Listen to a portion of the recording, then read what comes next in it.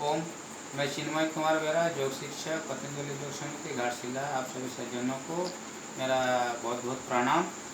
आज मैं एक वीडियो एक्यूप्रेशर से संबंधित साइटिका दर्द के लिए बनाने जा रहा हूँ। इसके पूर्व साइटिका दर्द के लिए एक्यूप्रेशर का जो सामान्य एवं एडवांस चिकित्सा है उस पर मैंने चर्चा किया था।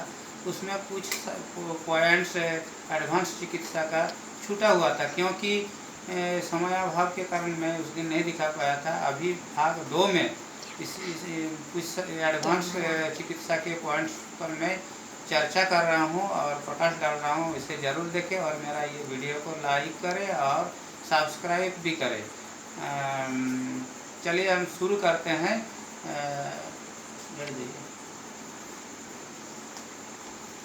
जो मैंने जो मसाज गारी मालिश के संदर्भ में बताया था कि एक्यूप्रेशर की जो शुरुआत दोनों पैर से करना चाहिए। बोला यहाँ जितने सारे उंगलियां हैं उस पर समुचित तरीके से प्रसार देने के पश्चात यहाँ तलवे में, पैर के तलवे में यहाँ एक साइटिका दर्द के लिए पॉइंट है। यहाँ पर इस प्रकार आनुभूमिक रूप से दबाव देना चाहिए, प्रेशर देना चाहिए। पेशेंट की सहन शक्ति के अनुरूप उस पर धीरे धीरे इस प्रकार आधा मिनट 1 मिनट तक प्रेशर देंगे। उसके पश्चात एक बात बहुत ही महत्वपूर्ण है, कोई भी किसी भी प्रकार का रोग या व्याधि हमारे शरीर पर होता है तो हमारा जो नाभि केंद्र है, शरीर के नाभि केंद्र पर बैलेंस रहता है, वह नाभि केंद्र अपने स्थान से विचलित हो जाता है, डिस्प्लेस हो जाता है, जिसे नाभि का डिगना कहते हैं। तो नाभि केंद्र जो है यहाँ पर इस प्रकार कुछ देर के लिए 1 मिनट आधा मिनट प्रेशर दिया जाना चाहिए दोनों पैर में। जो संबंधित पैर है, अगर दाहिने पैर में साइटिका दर्द है तो दाहिने तरफ ध्यान देंगे, लेकिन दोनों पैर में ही प्रेशर देना चाहिए नाभि केंद्र। उसके बाद इसमें मैं प्रतीक के रूप में एक ही पैर पर ज़्यादा करने का प्रयास कर रहा हूँ। समय नहीं है मेरे पास, इसीलिए आप जब भी करेंगे तो दोनों पैर में करना चाहिए। जो संबंधित पैर है इसमें ज़्यादा। इसके पश्चात जो बहुत सारे जो अंतःस्रावी ग्रंथियाँ है उसके पॉइंट्स हमारे इस तलवे में और हाथ के जो हथेली है उसमें स्थित होते हैं।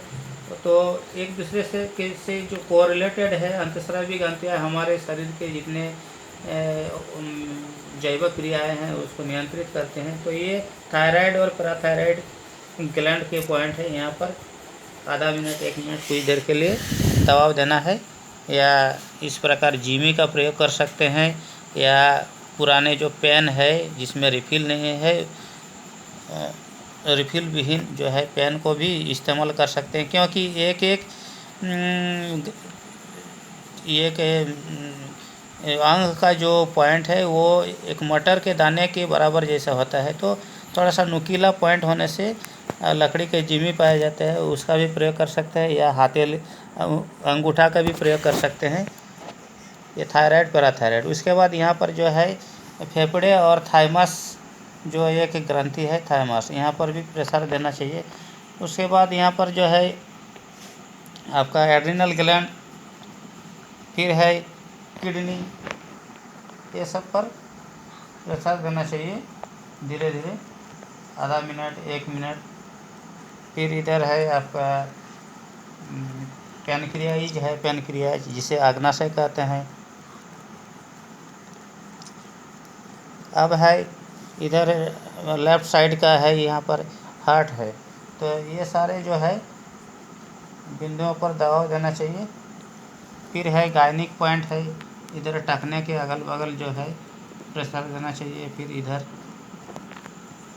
इस प्रकार अंगूठे से यहाँ पर ये कोमल जो पोर्शन है पैर के, इस पर तो हम जिमी का प्रयोग नहीं कर सकते हैं, इसीलिए उंगली या अंगूठा से प्रेशर देना ही अच्छा रहेगा।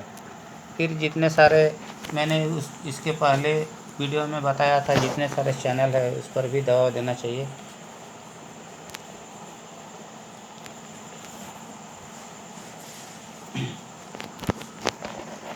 तो इस प्रकार जितने दोनों पैर में। और उसके बाद हम अगला जो है पॉइंट्स के बारे में बता रहे हैं। पेट के बल पर लेटाएंगे जो व्यक्ति है। स्टॉप करो। स्टार्ट। अब देखना होगा जो दाहिने तरफ प्रभावित है या बाएं तरफ है।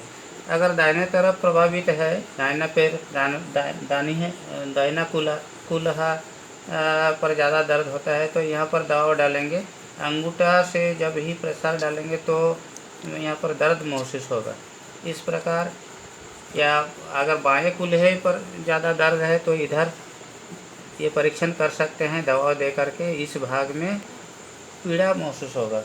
अब क्या करना है, ऐसे लेटाएंगे इस प्रकार।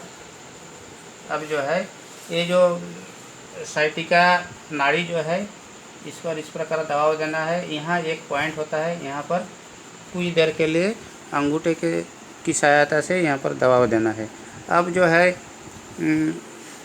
इस प्रकार पेट के बल पर लेटा करके ये जो कुल्हा है इस प्रकार अंगूठे से दबाव देते हुए ये जो जंघा के जो पीछे का जो पोर्शन है इस प्रकार दबाव देते हुए ये पिंडली जो है, पिंडली अगर टाइट लगता है तो समझ लीजिए कि उनको कब्जियत की शिकायत है, पेट पाचन तंत्र में विकृतियां हैं तो टाइट महसूस होगा तो उंगलियों के प्रयोग से इस प्रकार दबाव दे सकते हैं। और बीच भाग में इस प्रकार दबाव देते हुए ऊपर से नीचे की ओर एड़ी तक दबाव देते हुए कुछ देर के लिए ऊपर से नीचे इस प्रकार दबाव देते हुए प्रेशर देना चाहिए दोनों पैर में। अब आगे हम चलते हैं, जो रीढ़ की हड्डी है, रीढ़ की हड्डी से संबंधित ये व्याधि है। तो रीढ़ की हड्डी की जो शुरुआत है ये केंद्रीय बात नाड़ी, रीढ़ की हड्डी ये सर्वाइकल पोर्शन मस्तिष्क के पीछे, मस्तिष्क के नीचे जो है मेडुला, यहाँ पर इस प्रकार अंगूठा से आधा मिनट 1 मिनट दबाव डालते हैं। अब जो है ये दोनों किनारे, ये सर्वाइकल के पोर्शन जो भाग है इस प्रकार अंगूठा और उंगली फोर फिंगर दोनों के सहारे इस प्रकार जो रीढ़ की हड्डी के दोनों किनारे 1-2 उंगली छोड़ करके इस प्रकार दबाव देते हुए ऊपर से नीचे की ओर ऐसा धीरे धीरे मालिश करना है। तो जितने सारे हमारे शरीर के आंतरिक अंग है, ग्रंथियां है, कहीं ना कहीं ये जो कशेरुक है उन सारे अंगों के साथ संबंधित है। तो धीरे धीरे इस प्रकार प्रेशर देने से काफ़ी आराम मिलता है। और इसके अतिरिक्त जो है कुछ आसन का भी अभ्यास हमें करना चाहिए, जिसको मैं अभी दिखा देता हूँ। इसके अतिरिक्त एक्यूप्रेशर के साथ साथ कुछ आसनों का नियमित अभ्यास अगर पेशेंट खुद करेंगे तो बहुत ही कम समय में वो क्योर हो सकते हैं। इसके लिए है जो नाभि चक्र है, इसको अगर सही करना बहुत ही ज़रूरी है। इसके लिए उत्तान पद्मासन करेंगे तो नाभि अपने स्थान पर आ जाएंगे। और ये साइटिका के लिए, पैर के लिए, स्पाइन के लिए बहुत काम करता है। जितने भी है कमर से नीचे के जो प्रदेश है पैरों के जितने अंश है, इस प्रकार 30 डिग्री का एंगल बनाते हुए अपनी क्षमता के अनुरूप इसको ऐसे उठा करके रखना है। दोनों पैरों को एक साथ पंजे तने हुए इस प्रकार उत्तन पद्मासन। आप अगर दोनों पैर को एक साथ नहीं उठा सकते हैं तो एक एक पैर से भी ये उत्तन पद्मासन कर सकते हैं। इसमें क्या होगा, नाभि अपने जगह पर फिक्स हो जाएगा। ये बहुत ही महत्वपूर्ण है। अब आगे करते हैं जो कमर के लिए और बाकी पैर के नीचे इस क्षेत्र के लिए बहुत ही अच्छा है आसन मर्कटासन। बंदर जैसा आकृति बनाते हुए शरीर के साथ इस पर सुखपूर्वक दोनों पैर, दोनों पंजे और दोनों घुटने को एक साथ रखते हुए इस प्रकार गर्दन को उल्टी दिशा से इस प्रकार ये तुरंत आराम प्राप्त होगा। अब जैसे जैसे इसको रेगुलर करते जाएंगे, जब ही ये मर्कटासन करेंगे कमर को बहुत ही आराम मिलता है। आप इसको एक बार प्रयोग करके देखें। तो एक ही शर्त है कि विधिपूर्वक ढंग से करना है, नियमित करना है और समय देते हुए करना है। क्या है 5 मिनट 10 मिनट इसमें आपको खर्चा होगा, समय एक इन्वेस्टमेंट है। इसी प्रकार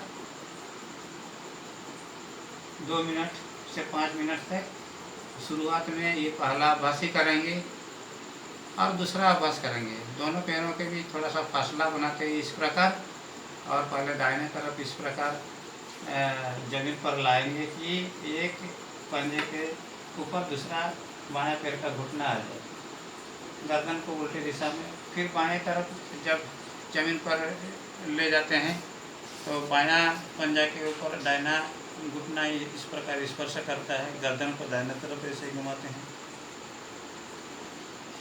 अब जब आप धीरे धीरे अभ्यस्त हो जाएंगे तो अगला अभ्यास जो इसका जो मर्कटासन का तीसरा पोज है, ये दाहिना पैर को ऐसे उठाएंगे लंबावत। अब इस प्रकार बायां हथेली को छूने का प्रयास, जितना आप शरीर को मोड़ सकते हैं अपनी क्षमता के अनुरूप दायरे में रहते हुए करना है, आसक्ति का अतिक्रमण नहीं करना है। अब धीरे धीरे इस प्रकार लाएं वापस, फिर धीरे से अपनी पूर्व अवस्था में आ गए। फिर बायां पैर को उठाए, फिर इस प्रकार बाएं तरफ जो दाहिने तरफ जो दायां हथेली है उसको टच करने का। आपका पैर जितना जाएगा उतना ही पर्याप्त है। इस प्रकार वापस आए, लंबावत उठाए पैर को, फिर वापस आ गए। आप शरीर को मोड़ते हुए घुमाते हुए पेट के बल पर सबसे सहज अभ्यास है मकरासन। इस प्रकार स्टैंड बनाते हुए एक एक पैर को मोड़ेंगे। अपना जो एड़ी है, एड़ी को कूल्हे तक लाने का प्रयास। कुछ देर के लिए कुछ क्षण के लिए स्थिर सुखम आसन है, यानी स्थिरता देना है एक विशेष स्थिति में आकर के। देखेंगे धीरे धीरे कमर के ऊपर एक सकारात्मक प्रभाव पड़ेगा, एक आराम की अनुभूति होगी, एक सुख की अनुभूति होगी। इस प्रकार एक एक पैर करने के बाद दोनों पैरों को इस प्रकार मोड़ने का प्रयास करेंगे। आपकी एड़ी जितना तक आ सके उतना ही लाएंगे, एक खिंचाव पैदा होगा। इसमें धीरे धीरे कमर को आराम मिलेगा और बाकी जो है नीचे का जो है कूल्हे का प्रदेश है उसको भी आराम मिलेगा। अब चलते हैं भुजंगासन करेंगे। इस प्रकार वक्ष के दोनों किनारे हथेली को रखते हुए गर्दन को सजगता के साथ पीछे की ओर इस प्रकार झुकाएंगे और एल्बो के साथ कोण बनाते हुए इस प्रकार गर्दन को उठाएंगे।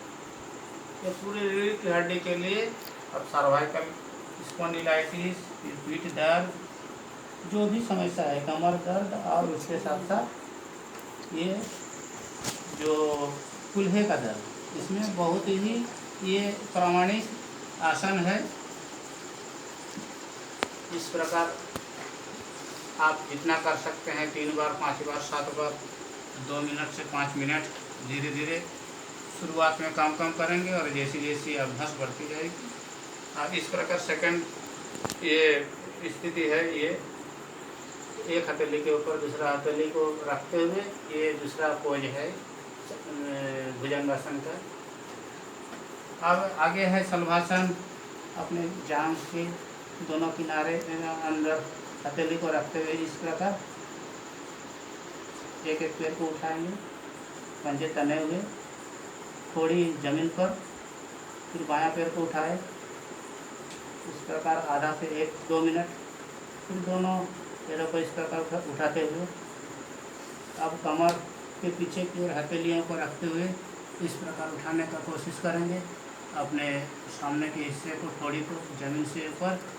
अब एक हाथ को रखते हुए एक पैर को, बायां पैर को अगर उठाते हैं तो दाहिना पैर को के साथ बायां हथेली, अब ये दाहिना हथेली और बायां पैर, बस इस प्रकार अभ्यास करते जाएंगे।